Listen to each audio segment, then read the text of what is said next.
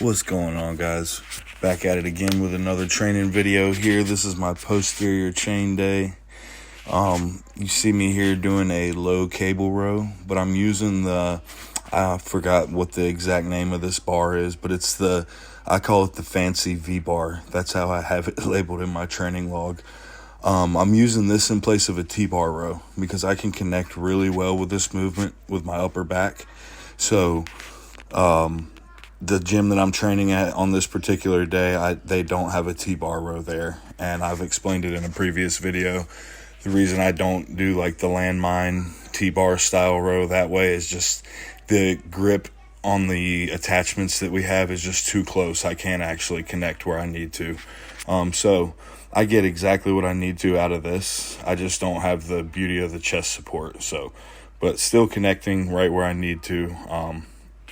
And yeah, that's what it's all about, man. Finding the movements that you connect well with, sticking to them week to week, and progressing those movements. And that's what I'm trying to be more mindful of now with my training. I'm just trying to be very meticulous, where in the past I may have, switched movements around week to week and not been too concerned. I would just be more concerned with training the specific muscle in at a specific angle. I might do a different variation of it, which I guess in the grand scheme, you can still make a ton of progress that way.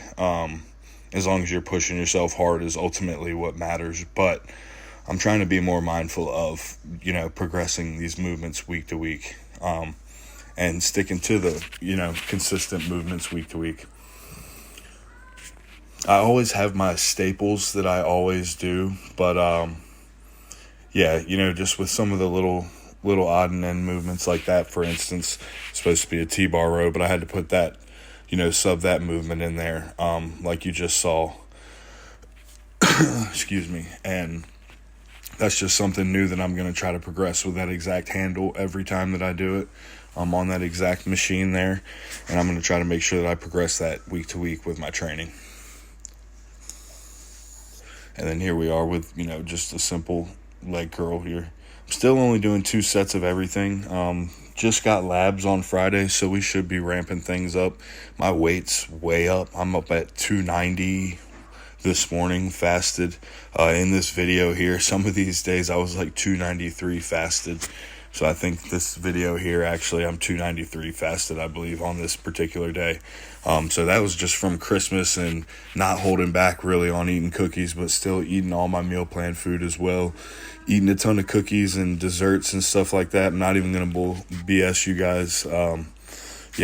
It's been the first Christmas and Thanksgiving for the past few years that I've actually been able to really indulge, and I haven't been like on a super strict diet. So just coming out of the show, and having been really locked in post show for like, a solid month of just not letting my weight come up at all or anything from stage weight. Actually had it go down a bit. I think doing that and then just, kind of letting the governor loose, and where I got with my new coach, he bumped the food up a bit. So I think that's just, a recipe for that weight to fly on there. And to be honest with you, it's not that bad. I've never looked this good at, 290 something pounds. So I'm not mad about it at all. I've never had abs at this weight. The other day I was walking around, daytime weight was like 301. So already breaking into that 300 territory during the daytime. So it's pretty nuts. And we haven't even ramped up anabolics or anything like that yet. The only increase that I've made was I bumped the testosterone up a bit because I was finding myself supplementing with Dianabol to get my estrogen back up. And I just kind of felt like that was dumb because, I'm causing more toxicity in the end to the liver if I'm running D-ball, a couple times a week. And I felt like that was the only way I was getting my estrogen up. So I figured let's bump the testosterone up. If we're going to be using D-ball and causing that effect, let's just ramp the test up a bit. So I have done that. Bumped it up to 600, not going to lie. But this was just right after I got the labs done. So I know that, everything should come back good to go.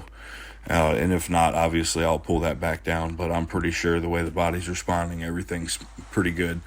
So yeah, I'm pumped, man. Sorry to ramble on about the labs and plan and all that stuff aside from the training, but want to share a bit of that as well. Yeah, strength is coming back like crazy too. I think with just the food being higher, had a couple rest days off as well from needing to get the labs done. So got to have 3 days off from the gym and then right back into this session here. So things are feeling great. Actually, no, I had a chest day before this, so I didn't share that yet, but I will be maybe posting that. I'm not sure. But yeah, strength is way up. Made a 30-pound increase and beat the reps from last week on this movement. So using 120-pound dumbbells on this, really strict RDLs. Feeling great, getting a super deep stretch on those. One thing I'll say, I've been sweating like a freaking horse in the gym. No bull crap. Feeling great though, man. Feeling strong. And just feeling like stable finally in the gym. So that's a good feeling, to not feel like just so frail and stuff like that. Like just feeling like when I grab a weight, I could just freaking rip that shit through the damn ceiling, or sling it through the ceiling, I guess you could say. Like on this cable stack, I feel like I could just yank this thing and rip the cable right off of it. I've just been feeling stronger, and that's a good feeling, because for months in contest prep I wasn't feeling the strongest, just using AIs and stuff like that. So hopefully this year I'm gonna have a lot different approach. Not gonna use those till closer to the end and things like that, and I'm gonna really focus on keeping training performance as high as possible all the way through prep, and not losing any strength, really making sure that I maintain that as long as I can through the prep. But yeah, right now we're just focused on getting huge. That is my number one goal. Get huge and keep a pretty good composition. I'm not trying to stay peeled, but I want to stay in a good body composition, so that I can continue to make good, solid progress, so that, next time on stage and next time that I prep, everything's smooth. I can bring an awesome look. I want to make sure that I have a nice, small waist. So that's to do that, I'm going to need to bring the legs up even more, bring the lats up even more, make sure the chest is nice and huge. So yeah, I'm pumped. Bringing up the hams, bringing up the glutes. Everything needs to come up, but we're really focused on the lower half coming up.